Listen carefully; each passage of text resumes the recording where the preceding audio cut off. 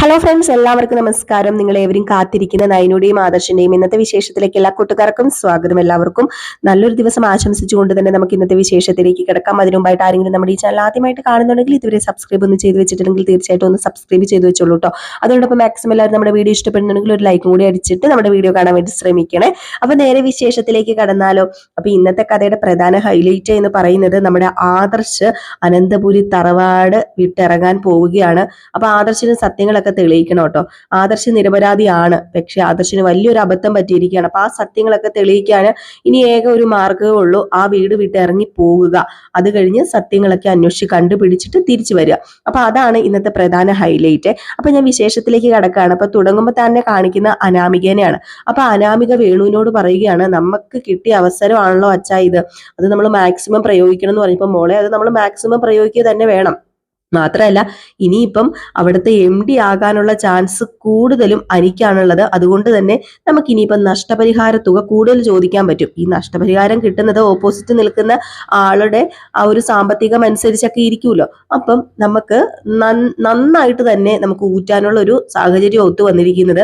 അനി MD ആയി കഴിഞ്ഞാൽ നമുക്ക് ഈ അനന്തപുരി തറവാടിന്റെ ഒരു അര ഭാഗം നമുക്ക് ഫുള്ളായിട്ട് നമുക്ക് കിട്ടുന്ന രീതിയിൽ തന്നെ നിൽക്കണം. നഷ്ടപരിഹാരമല്ല, നഷ്ടപരിഹാരം പെണ്ണുങ്ങൾ ചോദിക്കുന്ന തുക തരും എന്ന് പറഞ്ഞപ്പോഴത്തേക്കും അത് ശരിയാ, ഏതായാലും ഈ ഒരു സമയത്ത് ഇങ്ങനെയൊക്കെ സംഭവിച്ചത് നന്നായി. ആ ആദർശം ഇങ്ങനെയൊക്കെ ചെയ്തത് കൊണ്ട് സത്യം പറഞ്ഞു കഴിഞ്ഞിട്ട് നമുക്കും കൂടെ ആണല്ലോ ഒരു ഗുണം ഉണ്ടാകുന്നത് എന്നൊക്കെ ഇവരിങ്ങനെ സംസാരിക്കാനുണ്ട്. അപ്പം ഇവരുടെ ഏക ലക്ഷ്യം എന്ന് പറയുന്നത് ഇനിയിപ്പം നഷ്ടപരിഹാര തുക മേടിച്ചെടുക്കുക.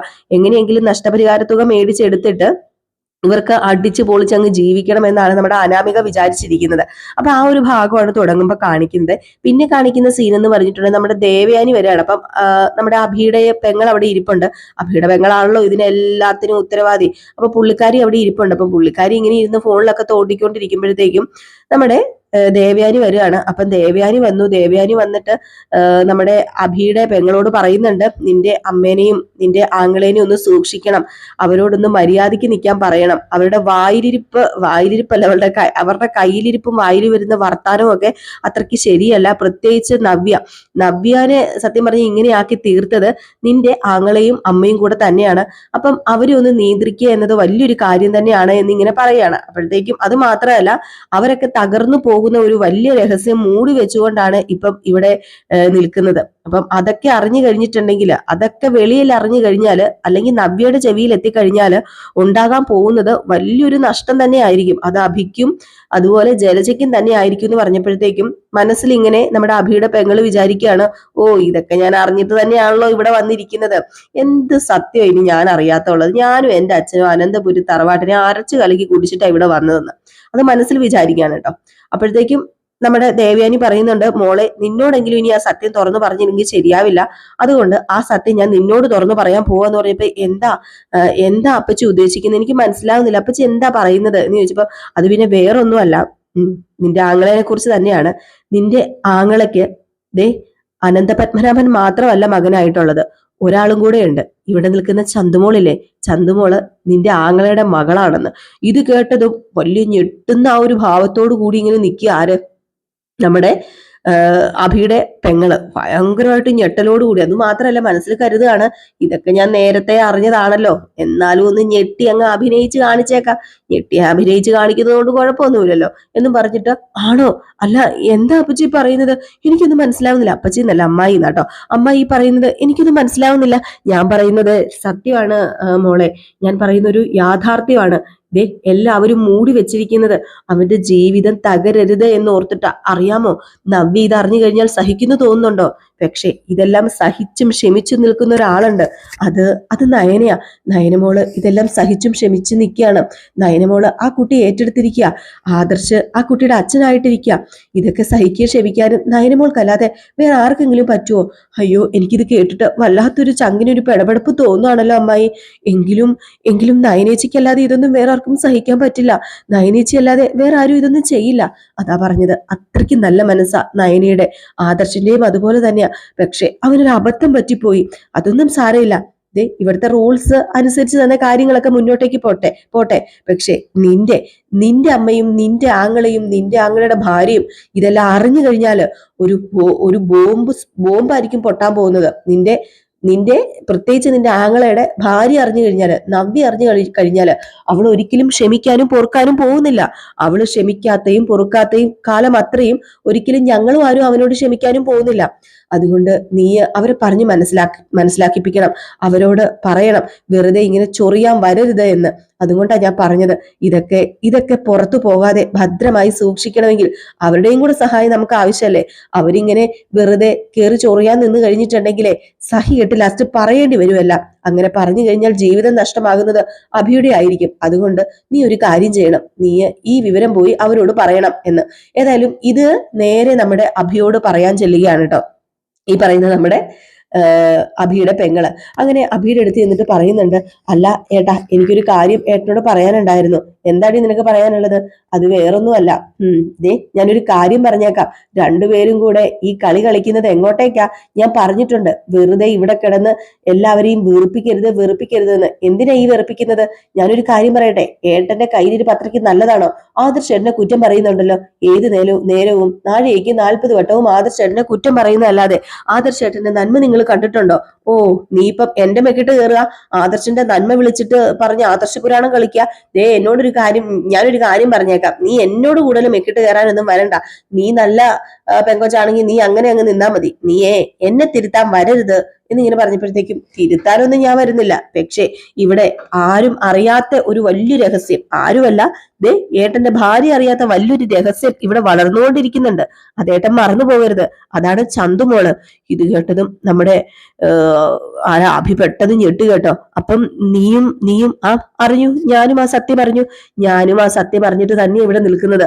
അതുകൊണ്ടാണ് ഞാൻ പറയുന്നത്, ദേ എന്നെ കൊണ്ട് കൂടുതലൊന്നും ചെയ്യിപ്പിക്കരുത്. മര്യാദയ്ക്കായാല് അമ്മയ്ക്കും മോനും കൊള്ളാം. ഇല്ലെങ്കിലേ ഈ വിവരം ഞാൻ തന്നെ നവ്യോട് പോയി പറയും. അങ്ങനെ പോയി പറഞ്ഞാല്, അയ്യോ നവ്യ ഒരിക്കലും ഇതറിയാൻ പാടില്ല. അവളിതറിഞ്ഞു കഴിഞ്ഞാൽ സംഭവിക്കാൻ പോകുന്നത് എന്താണെന്ന് ഏട്ടന് നന്നായിട്ട് അറിയാലേ. എന്നാൽ പിന്നെ ഞാൻ പറയുന്ന അനുസരിച്ച് ഇവിടെ നിന്നോണം. ഒരടി അനങ്ങി പോയേക്കരുത് ഞാൻ പറയാതെ, കേട്ടല്ലോ? അല്ലെങ്കിൽ ഞാനിത് വിളിച്ചു കൂവും. ഞാന് നവ്യോട് ഈ കാര്യങ്ങളൊക്കെ പറഞ്ഞു കൊടുക്കും. അപ്പൊ പിന്നെ ദേ ഈ വീടിന് വെളിയിലായിരിക്കും ഏട്ടന്റെ സ്ഥാനം. അറിയാലോ, പെണ്ണുങ്ങൾക്ക് തന്നെയാ ഇവിടെ പ്രാധാന്യം കൊടുക്കുന്നത്. ഏട്ടനെ വേണ്ടാന്ന് നവ്യ പറഞ്ഞു കഴിഞ്ഞാൽ ഉറപ്പായിട്ടും ഏട്ടൻ വെളിയിൽ പോകേണ്ട വരും. അത് മനസ്സിലാക്കിക്കോ. അത് മനസ്സിലാക്കിയിട്ട് നിന്നാ കൊള്ളാം. അല്ലാതെ എന്തെങ്കിലും ചെയ്തു കൂട്ടി എന്ന് ഞാൻ അറിഞ്ഞു കഴിഞ്ഞാല് ദേ ഞാന് ഇതെല്ലാം വിളിച്ചു പറയും. അയ്യോ, ഒരിക്കലും നീ ഇത് വെളിയിൽ പറയരുത്. ഒരിക്കലും ഇത് നവ്യ അറിയാൻ പാടില്ല. എങ്കില് മര്യാദയ്ക്ക് ഞാൻ പറയുന്നത് കേട്ട് നിന്നോണം. എനിക്ക് വരുന്ന ഓരോരോ തലവേദനയെ ഇനി ആ പിശാചിതങ്ങാണോ അറിഞ്ഞു കഴിഞ്ഞിട്ടുണ്ടെങ്കിൽ സമാധാനം നഷ്ടപ്പെടും. ആ പിശാചിതങ്ങാണോ അറിഞ്ഞു കഴിഞ്ഞാൽ ജീവിതം നഷ്ടപ്പെടും. എന്റെ ഈശ്വര, ഇനിയിപ്പൊ എന്താ ചെയ്യുക എന്നും പറഞ്ഞ് അഭിവല്ലാത്ത ടെൻഷൻ അടിച്ച് ഇങ്ങനെ ഇരിക്കുകയാണ് കേട്ടോ. ഏതായാലും ഈ സമയത്ത് പിന്നെ കാണിക്കുന്ന സീൻ എന്ന് പറഞ്ഞിട്ടുണ്ടെങ്കിൽ നമ്മുടെ ആദർശ നയനയും തമ്മിലുള്ള ഒരു സംഭാഷണമാണ്. അപ്പൊ ആദർശ നയനയും വെളിയിൽ ഇങ്ങനെ പോയി ഇങ്ങനെ കറങ്ങി നടക്കുകയാണ് കേട്ടോ. കറങ്ങി നടക്കാന്ന് പറഞ്ഞാല് വീട്ടിലിരുന്നിട്ടോ ആദർശിന് ഒരു സമാധാനം ഇല്ലല്ലോ. അപ്പൊ ഇങ്ങനെ നടക്കുന്നതിനിടയിൽ നമ്മുടെ ആദർശ് ഒരു തീരുമാനം നയനയോട് പറയാ. വേറൊന്നുമല്ല പറയുന്നത്, ഞാൻ തൽക്കാലം ഇപ്പം അനന്തപുരി തറവാട്ടിൽ നിന്ന് ഒന്ന് മാറി നിൽക്കാൻ പോവുകയാണ്. നമുക്ക് ഗസ്റ്റ് ഹൗസിലേക്ക് ഒന്ന് മാറി നിൽക്കാം. ഏതായാലും അത് ഒരു മാറ്റം തന്നെ ആയിരിക്കണം. മാത്രമല്ല ഞാൻ ചെയ്തത് നല്ല കാര്യമല്ലല്ലോ, അത് തെറ്റ് തന്നെയാണ്. അതുകൊണ്ട് ഇപ്പം എല്ലാവരുടെയും മുഖത്ത് നോക്കാനും എനിക്ക് വളരെയധികം ബുദ്ധിമുട്ടുണ്ട്. ഞാൻ അത്രയ്ക്ക് സൂക്ഷിച്ചും കണ്ടുവേ ആ മീറ്റിംഗിൽ പങ്കെടുക്കാൻ പോകാൻ പാടുള്ളായിരുന്നു. പക്ഷേ മുത്തശ്ശൻ പറയുന്ന ഒന്നും കംപ്ലീറ്റ് കേൾക്കാനായിട്ടോ മുത്തശ്ശൻ പറയുന്ന രീതിയിൽ തന്നെ ചെയ്യാനായിട്ടോ എനിക്ക് സാധിച്ചിട്ടില്ല. അത് എന്റെ ഒരു പരാജയം തന്നെയല്ലേ നയന എന്ന് പറയുമ്പോൾ, അതൊക്കെ ശരിയായിരിക്കാം ആദർശേട്ട. പക്ഷെ ആദർശേട്ടൻ അനന്തപുരി തറവാട്ടിൽ നിന്ന് മാറി നിൽക്കാന്ന് പറഞ്ഞാല്, എന്നാ പിന്നെ ഒരു കാര്യം ചെയ്യാം, ഗസ്റ്റ് ഹൗസിലേക്ക് തന്നെ പോകാം. ഞാനും വരാലോ, അപ്പൊ പിന്നെ കുഴപ്പമില്ലല്ലോ. വേണ്ട, ഞാൻ പറഞ്ഞു വരുന്നത്, നീ ഒരിക്കലും അനന്തപുരി തറവാട്ടിൽ നിന്ന് വരാൻ പാടില്ല. ഞാൻ ഗസ്റ്റ് ഹൗസിൽ പോയി താമസിച്ചോളാം, അതിന് പ്രശ്നമില്ല. പക്ഷെ നീ വരരുത്. നീ അങ്ങനെ വന്നാല് ശരിയാവില്ല. നീ ഇപ്പൊ പ്രഗ്നന്റ് ആണ്, അത് നീ മറക്കരുത്. അതുകൊണ്ടാ ഞാൻ നിന്നോട് ഈ കാര്യം ആലോചിച്ചിട്ട് ഒരു തീരുമാനം എടുക്കാന്ന് വെച്ചത്. കുറച്ചു ദിവസത്തേന് നീ അത് സഹിച്ച് നിന്നേ പറ്റൂ. സത്യം എന്താണെന്ന് എനിക്ക് തെളിയിക്കണം, അത് പുറത്തു വരണം. എനിക്ക് MD സീറ്റ് തിരിച്ചു പിടിക്കാനൊന്നുമല്ല, പക്ഷെ സത്യം അത് അറിഞ്ഞേ പറ്റൂ നയന. സത്യം അത് അറിയണം. അതുകൊണ്ടാ നമ്മള് ഈ വിവരം പറയുമ്പം ചിലപ്പോ എല്ലാവർക്കും അതൊരു ഷോക്ക് തന്നെ ആയിരിക്കും.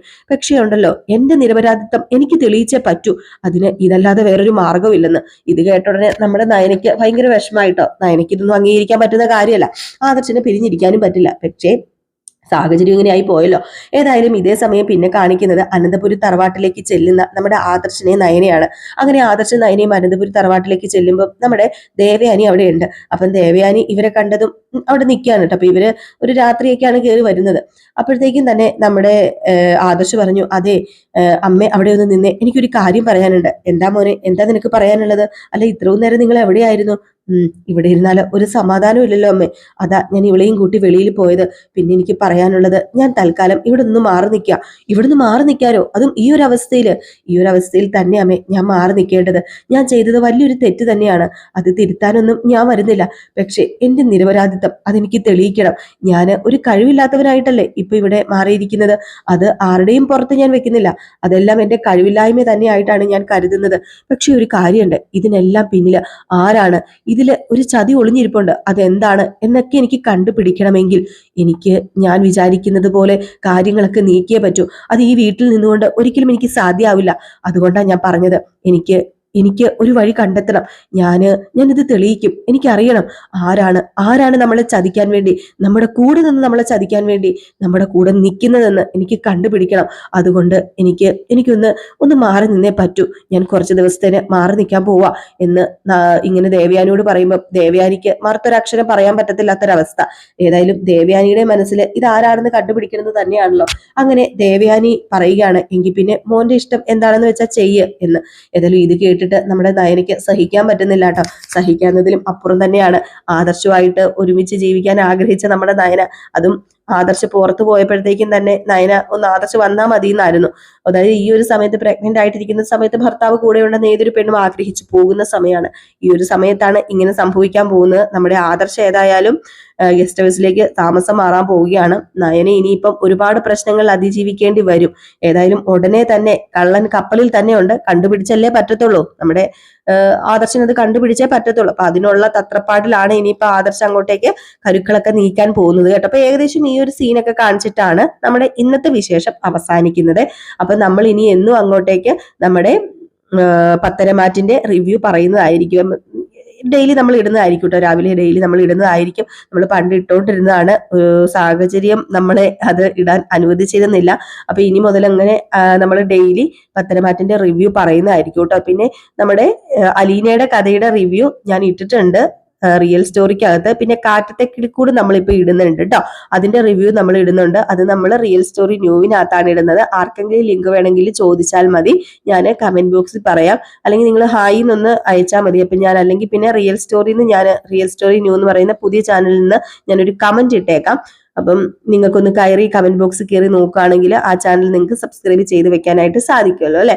അപ്പൊ എല്ലാവർക്കും വീണ്ടും നല്ലൊരു ദിവസമൊക്കെ ആശംസിച്ചുകൊണ്ട് നിർത്തുകയാണ്. ആരെങ്കിലും ആദ്യമായിട്ട് കാണുന്നുണ്ടെങ്കിൽ സബ്സ്ക്രൈബ് ചെയ്തിട്ടില്ലെങ്കിൽ സബ്സ്ക്രൈബ് ചെയ്ത് വെച്ചോളൂ. അതിനോടൊപ്പം നമ്മുടെ വീഡിയോ ഇഷ്ടപ്പെടുന്നവരാണെങ്കിൽ തീർച്ചയായിട്ടും ഒരു ലൈക്ക് അടിച്ചിട്ട് നമ്മുടെ വീഡിയോ കാണാൻ ശ്രമിക്കാവുള്ളൂ. ഇനിയിപ്പോ രാവിലെ നേരത്തെ അടിക്കാൻ മറന്നു പോയെങ്കിൽ ഇപ്പൊ ഒരു ലൈക്കും കൂടെ തന്നിട്ടേ പോകാവുള്ളൂ. അപ്പൊ ടാറ്റാ ബൈ ബൈ.